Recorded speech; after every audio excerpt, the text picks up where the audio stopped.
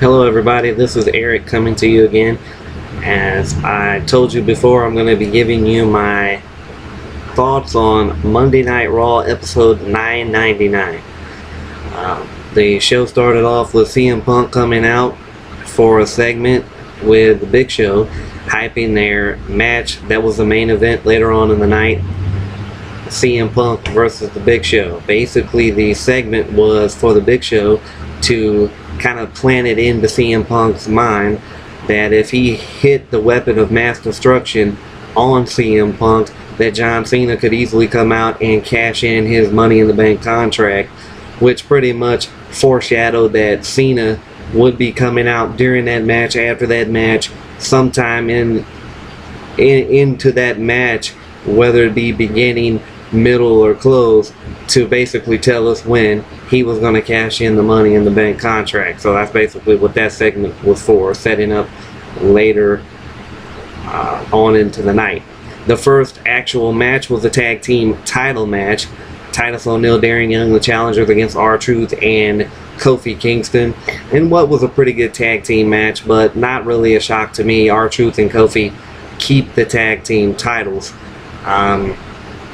I thought it was kind of weird that Titus O'Neil and Darren Young won the tag title shot to be the #1 contenders last month, and we're just getting the tag title shot this past Monday on Raw. But I guess it didn't really matter, because no matter when they got the tag title shot, they were probably going to lose anyway after they did. So it wouldn't have mattered if they got it the night after, the week after, or 2 years later, because they did not win that match. The next thing that went on was a segment between AJ, Daniel Bryan, and Eve, which basically set up the mixed tag match later on in the night, with AJ and Daniel Bryan against Eve and a partner of her choice, after what had happened the week before when Daniel Bryan and Eve were partners, and Daniel Bryan walked out on Eve, and AJ beat Eve to win the match for her team of AJ and CM Punk. Eve told Daniel Bryan that payback is what AJ is, which, of course, she was insinuating that AJ is a bitch. So, she's crazy, I know that. But, that segment, again, sets up a match later on in the night. And then you had Alberto Del Rio and Zack Ryder taking on each other in what was a very short match. And basically, I believe the match was all set up to be for the return of Rey Mysterio, who is back off injury. Del Rio wins the match, of course, and then further attacks Ryder after the bell, prompting Rey Mysterio to come back and go after the man that put him out due to injury, Alberto Del Rio. So it appears that Del Rio and Mysterio will renew their rivalry now that Rey is back. Next thing, Heath Slater comes out waiting on the Legend to beat him, like they have every week on Raw leading up to episode number 1000. And it was Rikishi who comes back this week in a very short match. Rikishi defeats Heath Slater, which, you know, was okay. It was a minute or two. It was just basically, of course, to put Rikishi back on the show, make an appearance, get the fans excited to see Rikishi. I'm sure some of the kids who didn't know who Rikishi was were probably looking at their mom and dad saying, Mom, Dad, when did Brodus Clay get even bigger and grow out some blonde hair? Because basically the guys do the same thing. Rikishi, to me, is a little more entertaining, but they both do the little dance around the ring thing and all of that. Rikishi wins the match, and then after the match, I think was the best part of the whole segment, was the lights go out, they come back on, Rikishi gets ready to do the dance, and normally it was Too Cool, Scotty 2 Hotty, and Grandmaster Sexay Brian Lawler, whatever you want to call him. But this time, it was the Usos, Rikishi's sons, Jimmy and Jay, who did the dance with their dad, which I thought was a pretty good moment there on Raw.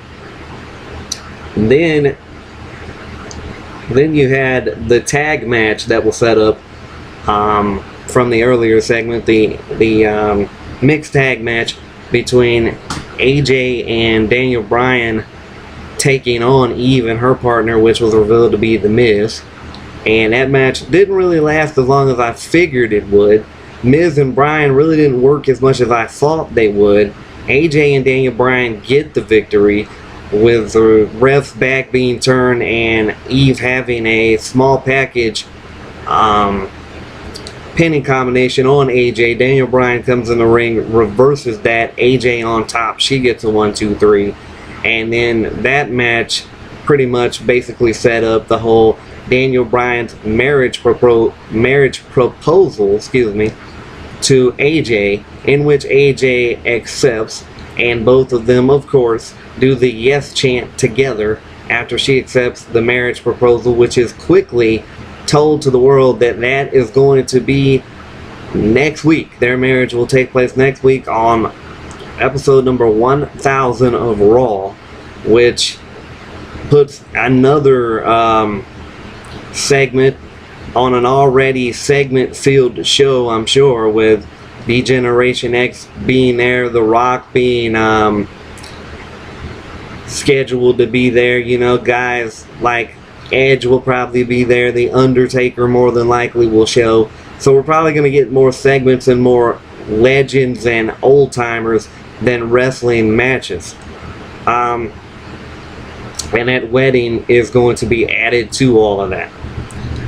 Next you had the match between Jack Swagger and Ryback, which never actually became a match, but I still actually liked the segment because it wasn't another Ryback squash. They actually put a guy in there with him that can wrestle, that can give him a match if they choose to go down that road with Jack Swagger, and I'm hoping that this might become a little bit of a feud here between the two men. It might give Ryback a little chance to work with a pure wrestler, show him, give him some skill, show him how to do more than just a big muscular powerhouse thing, and you know, turn him and develop him into a wrestler and not just a side attraction because he's a big muscular guy who can pick guys up, march around the ring with them and drop them on their neck. So I thought that was very interesting, and I'm very intrigued to see where that goes as far as the whole Swagger and Ryback thing. The next thing was a segment in the ring, Dolph Ziggler, which I love this segment, Dolph Ziggler and Chris Jericho. You think when Jericho's coming out that they're going to go back and forth, it's going to be a classic back and forth segment with both men talking trash basically, but Ziggler pretty much cut Jericho off by saying, you know, he won his Money in the Bank match the night before and Chris Jericho did not. So Jericho in turn really didn't have much to say. Jericho did not talk, but he did his talking with his maneuver as he hit the code breaker on Dolph Ziggler and left Dolph laying in the ring, which could set up for what could be a very nice feud between the two men, and I'm also intrigued to see where that's going to go. The next match right before the main event was a squash, which it always is when it involves Brodus Clay, or as I like to call him, the Dancing Fool, taking out JTG, which was no shock. The only shock to me in this one was that JTG actually made its way on to Raw. And Brodus Clay wins. They do the whole little dancing thing with the children in the end. Don't have much to say about that because I'm not really high on this whole Brodus Clay gimmick. Then we come to the main event, CM Punk and Big Show, and basically, in my opinion, the main event is just basically to hype that John Cena is going to come out sometime within the match to announce when he's going to cash in his Money in the Bank briefcase. That's exactly what happened. Big Show getting ready to hit the weapon of mass destruction on Punk. Then Cena runs in with the briefcase, grabs the mic, says he wants to make his announcement. The Big Show tries to guess what it's going to be. He says that Cena's going to cash in right then and there on Punk, but Cena tells him no, that's not what it is.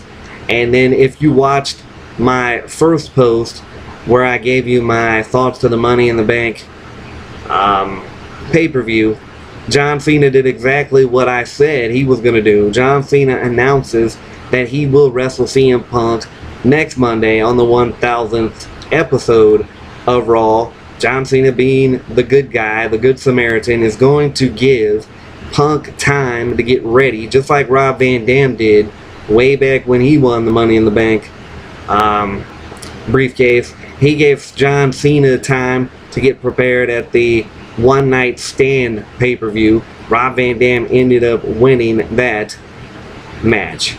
But John Cena is going to face CM Punk next week, so we know we're going to at least get, well, we know we're going to get at least 2 matches on the 1000th episode of Raw, because it's going to be Punk and Cena for the title, and Christian, due to a poll on WWE.com, is going to be defending his Intercontinental Championship.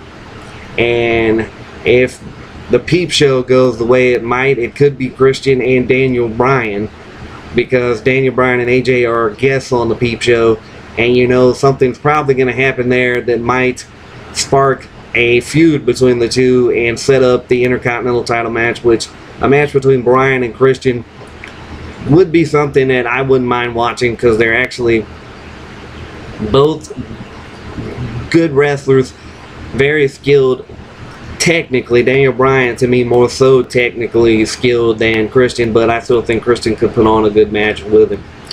But basically, that is your Monday Night Raw review, the thoughts on Monday Night Raw. Oh, and after Cena announced that he was cashing in the Money in the Bank next week, he hit Big Show in the head with the briefcase, which ended the show.